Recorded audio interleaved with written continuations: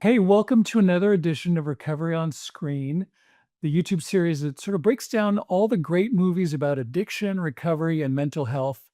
And then one of our invited guests from the recovery industry or mental health industry comes and helps us take a look at that movie and see how it can sort of give us some insights about the nature of recovery, addiction, mental health, behavioral health problems, and what it can contribute to the overall conversation about healing, redemption, forgiveness, and building a better life in recovery and health. Today's guest is a favorite friend of mine, a wonderful guy, Rick Kuplinski. Rick is a smart recovery facilitator out of Henderson, Nevada.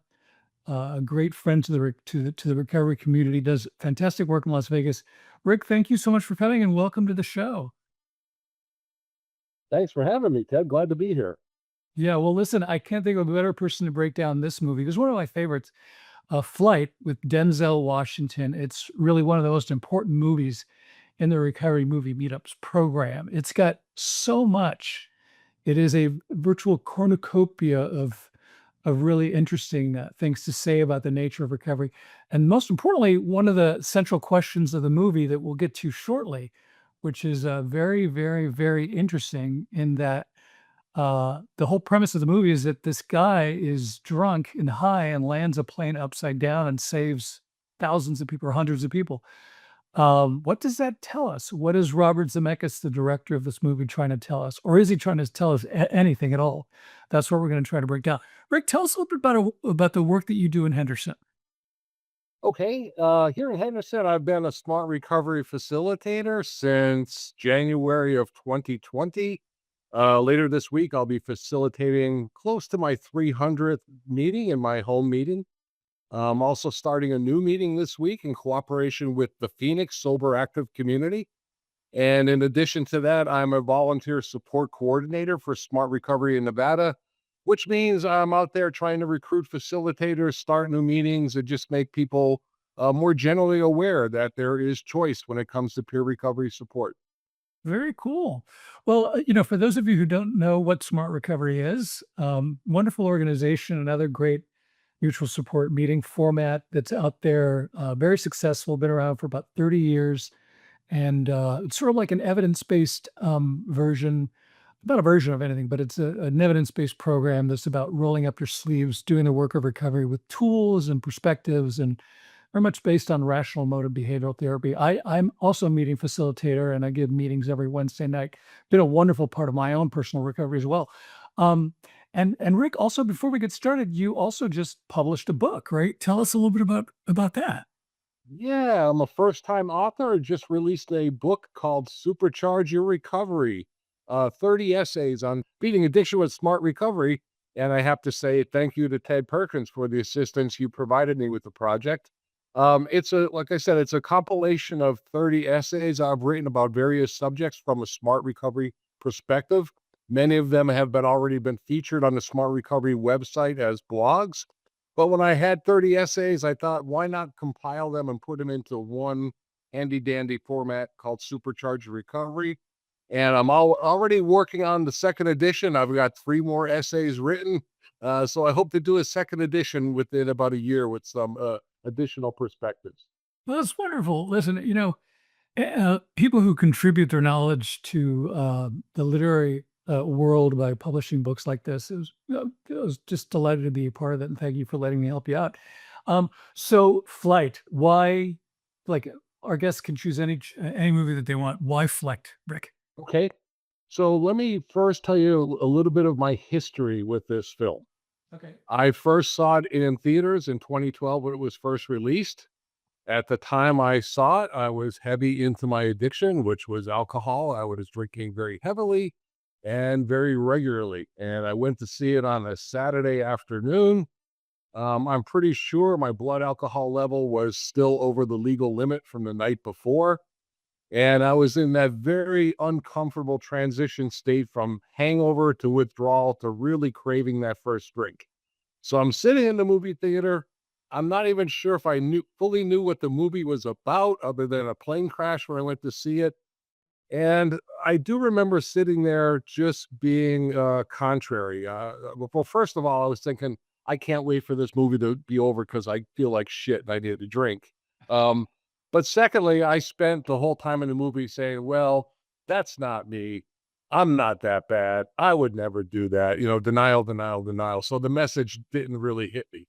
The second time I saw it was after I read this great book called Addicted in Film. Are you familiar with that one, Ted? Yeah, so after reading Oh, you mean this book, Rick? yeah, this book. So after reading that book, I set out and I watched not 100 movies like you did, but I watched at least a dozen or so of the movies featured in the book. And of all the ones I watched, Flight resonated with me most deeply. And in fact, after watching that movie, I started incorporating a scene, the final scene from Flight, into the smart recovery meetings I facilitate. And then the third time I saw the movie was in preparation for this interview. And those things I saw during the second viewing um, came back to me even more clearly. So why this movie? I think this movie of all the ones I've seen because of the way I identify with the Whip Whitaker character. Now, I'm not saying I'm Whip Whitaker. I'm not a pilot. I'm pretty sure the pilot gene does not exist anywhere inside me.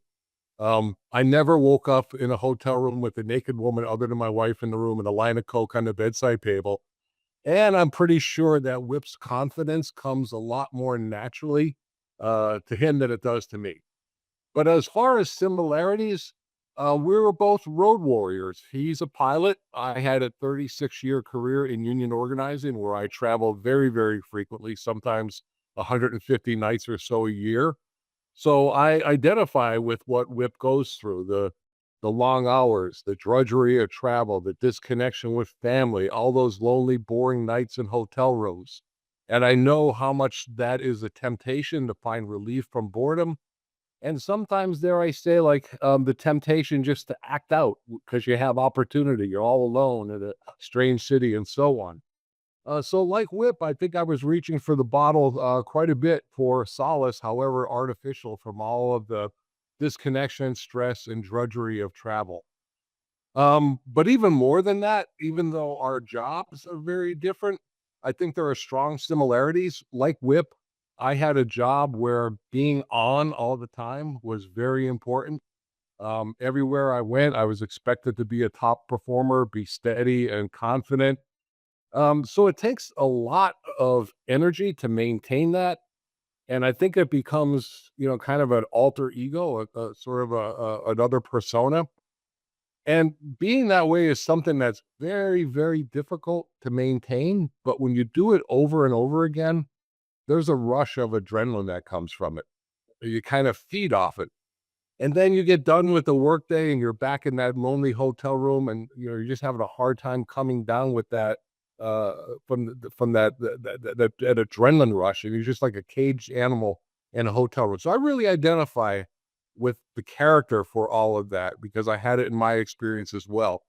And then finally, what I noticed about the Whip Whitaker character, like me, he's not really a party guy. Like, there's no scene in the movie where he's out in the bar drinking with the guys, watching a football game at somebody's house or whatever.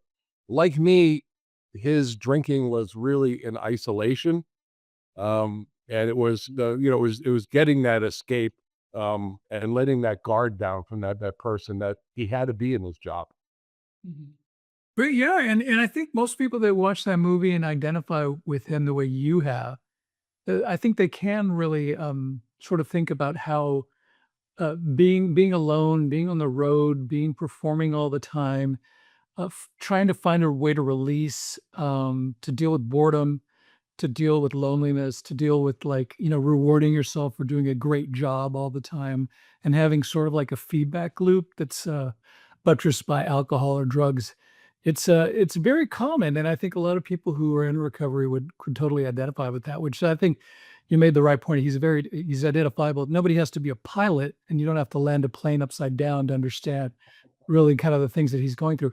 Now, one of the central things that I think is interesting about the movie, and we bring it up in the Recovery Movie Meetups program, because it posits a very, very delicate and somewhat awkward question.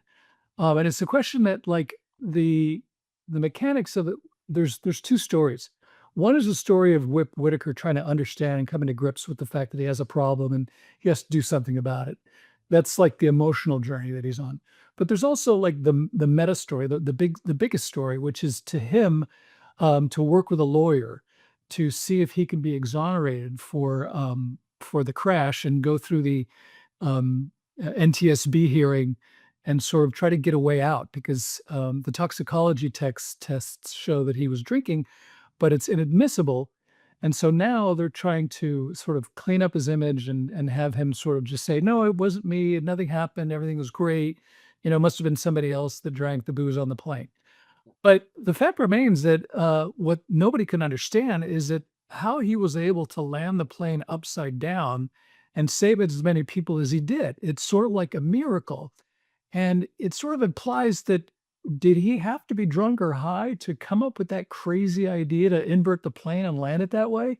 Now, in real life, it didn't happen like that. Actually, everybody on the plane died, but Zemeckis can play with, the truth any way he wants. He's Robert Zemeckis. So he did Forrest Gump and Back to the Future and all that. So what do you think, Rick? You think he's trying to sort of tickle the idea that, using drugs or alcohol within certain parameters can give people superpowers at any time or place? And what does that say? What kind of a message does that send or not send? Well, the first thought I have about that is if you look at the state he was in at the farm or in the hotel room after he discovered the mini fridge full of liquor, do you really think he could have flown that plane upside down in that state of intoxication? No. No. So, like me, he's had a lot of practice at high functioning at levels of intoxication. Mhm. Um, who knows? If he weren't intoxicated, maybe he would have flown that plane upside down and had a better landing and nobody would have perished. I don't know. It's So, true. Yeah. Yeah. this thing about, do we function at a higher level when we're intoxicated? Are we more creative? I really don't buy into it. You Yeah. know? Well, it's sort of like a grotesque example of something which is asked in a lot of meetings in recovery circles and in conversations all the time. And that's why we brought it up in our program as well. Is that there is this, and this is brought up also in other movies about mental health, where like people with bipolar disorder feel that when they're in a manic phase, they're much more creative. Maybe they are, and this romanticized idea that like Hemingway and Faulkner all did genius work because they were heavy drinkers, but the truth of the matter is that like none of those people were drinking while they wrote because whatever they wrote when they were drinking heavily probably wouldn't have passed muster. And the idea that, and I also agree, the idea that you're better when you're a little bit buzzed or a little bit high or whatever, does not really hold wa Now there are times, and we've seen that, Faulkner would say that sometimes his imagination would open up substantially after a couple of drinks, and he was able to sort of access parts of his emotions and things that had been bottled up, and that possibly made him a better writer. But the trade-off was that he died, prematurely, and his career was totally cut short. So the trade-off's not quite there, and that's why I think the movie's interesting. And I did. We also think that it didn't want to send a message that somehow, being drunk or high, even though it gives you the illusion of having special powers or special abilities or special empathy or special imagination or creativity, that ultimately that is sort of a one of the additional delusions that people have on top of the hundreds of other delusions that people have when they're drunk or high. And so just add it to the list of delusions that you could sort of check off and be like, not true, not true, not true. Yep. I mean, In the smart recovery meetings I facilitate, I've had a number of like creative types who come to meetings, writers, musicians, and they start with that initial position. We do the cost benefit analysis. Always one of the benefits makes me more creative. But after a while, I think they've all come around to the realization that, that was a rationalization. And I'm not a big fan of Stephen King, but I did read a book that Stephen King wrote about writing. And he kind of takes on that in his own career about was he more productive when he was in an addiction? And he just poo-poos the whole idea. He thinks like the worst stuff he ever wrote was when he was drunk or high. yeah. And look, from my personal experience, I never wrote a book while I was drinking, right? I was too lazy and unproductive. So whatever, flashes of creativity or initiative I got while I was intoxicated is totally outweighed by all the lost opportunity costs of all the downtime of being drunk and sick and unproductive and also thinking I'm being creative, but really coming up with shitty ideas that the morning after just didn't pan out. I agree, and I've been there myself. I totally agree. And so for all of you watching, the idea that you're somehow better off or not with drinking or drug use, whatever, just listen to this. And now everybody has to make that determination in their own life, and everybody has to do their own cost benefit analysis. But generally, over time, statistically speaking, I think most people in recovery would agree that the costs far outweigh the benefits.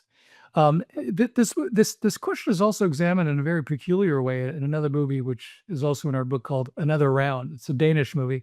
At some point, I want to have I'll invite a guest to talk about that. I have a Swedish friend who loves the movie, and he wants to talk about it. But that posits the idea that like controlled drinking as part of an experiment would make people better teachers, better boyfriends, better husbands, better parents. And initially it does, but then of course everything goes off the rails like it usually does. And that's something that, you either learn it the hard way or you can watch it in a film and get inspired to understand that in advance. So I think these kinds of movies are kind of helpful in that regard. So now, uh, talk to me about Whip's personal journey towards the very end when he has a very important scene at the very end of the movie. We don't want to give it away, but it is sort of like a moment of reckoning. Do you think his trajectory of like, understanding he has a problem, coping with the problem, understanding it, making decisions based on that, his assumption of his issues. Do you think that's well rendered, and do you think, it's helpful in the way that people can view their own recovery journey? Yeah, I'm glad you asked me about that final scene because that's the one I've featured in smart recovery meetings. But before I talk about that scene, Okay, I want to go back to an earlier scene. okay. And the third time I watched the movie, I watched it with my wife, and we had a disagreement about this scene. There's a scene at the farm where he decides he's going to start dumping all the alcohol down the drain. He's flushing drugs. He's just cleaning house of everything intoxicating. And my wife looked at that and said, "Oh, he's turned the corner. He's made a decision to change." And my thought was, "No, no, no, no. He really hasn't made a decision to change. He's taking a time out because as a high functioning person in addiction, I know that when we have to keep our shit together, we have a lot of practice in doing that." So I saw that scene as he just knew he had a period of time where he had to take a time out. He was doing the physical aspect of sobriety, but not the emotional part. He wasn't dealing with who Whip Whitaker is and did he want to continue to be that guy. So that was like a false start. That wasn't turning the corner. So now when you take it to that final scene, it's going to be hard for me not to give away some details about Well, this go scene. ahead and give it away. I think most people have seen the movie. But no, when he has that scene with his son and the son and writing the essay and he asks the question of Whip, like, who are you? There's that look on his face of recognition. And a lot of people say, well, that look was Denzel Washington acting out the elation of finally having a relationship with his son. But I look at it as something much larger. I think this was where he was starting to find the emotional aspect of sobriety, where he was burying Whip Whitaker. You didn't have to be that guy anymore. So that question, who are you? It just dawns on him like, I have an opportunity here. Recovery equals discovery. I could draw a line here and be the person I want to become. And it's that happiness that I see telegraphed on his face. So I use that scene in smart recovery meetings we do about lifestyle balance. And I ask the question like, who are you? Mm. Who are you going to be now? What opportunities does recovery give you for discovery? Now, okay, so it's hard to understate how crazy the ending of this movie is. It's sort of like really high tension. So Whip is in a hotel room and he's been sober for a great deal of time. And all he really has to do to coast through to exoneration and everything else is to just stay sober that night and then do his thing the next day. But that's not how it goes. Uh, he inadvertently finds that one of the hotel room doors to the adjacent room is open. And what does he find? Walk us through that scene and why so many people in recovery can totally identify with that moment. Oh, I just totally identify with the anxiety and the restlessness he feels. He's in that hotel room and he doesn't have his something something to get him through it. So, like, right there, I was transported to, like, times I sat in hotel rooms and told myself, "I'm not gonna drink tonight. I'm not gonna drink tonight." But then he starts hearing those sounds, and especially when the whir of the refrigerator, that, like, it's so understated, but for me, it was so loud because if I were in his situation, I would have known immediately what that meant, right? He's drawn like Pavlov's dog to the bell to that refrigerator. Mhm. And, I love the scene where he takes out the mini bottle, he unscrews the cap, and he's contemplating, do I or don't I? How much do I have? And that was impactful because it's just a reminder to me of how powerful that biological, physical aspect of addiction is. That sometimes despite your best intention, you get those triggers where your whole body's just screaming for your substance. Now, he had choices. He could have done different things at that moment. He could have gotten through it. But, I've been there. That physical biological dimension is so powerful. Yeah, I agree. And the scene, and I think it's an excruciating scene in several respects. It's the climax of the movie, but I think it's an important scene for people to see because at some point, either very publicly or privately, but usually publicly, there has to be a moment where you just stop lying and you just have to say, "I give up. You're right. You know, you win. I've got a problem. I fucked up." And it's that scene with the NTSC board, where he has an out. Like, he literally all he has to do is just incriminate one of his coworkers and say, "Oh, no, she was drinking, it wasn't me." But, of course, that would have been, like, the wrong thing to do. It would have tarnished her legacy. I mean, it's just, like, there's all these things that are wrong about it. But it's not even that. It's not that I mean, I think in his mind he finally saw this as like an opportunity to come clean. It wasn't so much that I don't wanna screw over my colleague. It's more like, I'm gonna take this opportunity and it's the worst possible way. All these cameras are on me. I'm gonna lose my job, my pilot's license. I'm gonna go to jail. But god damn it, I need to do this. And there's a sort of sense of relief when he says, "Yeah, I'm drunk. I was drunk when I drank it. And in fact, I'm drunk right now." And everyone's like, "Oh my gosh." It's an incredible scene, but I think it's the moment where he's finally free. And I think, what do you think other people would see that, moment and relate it to their own moments when they finally came clean and how, like, sort of cleansing that is?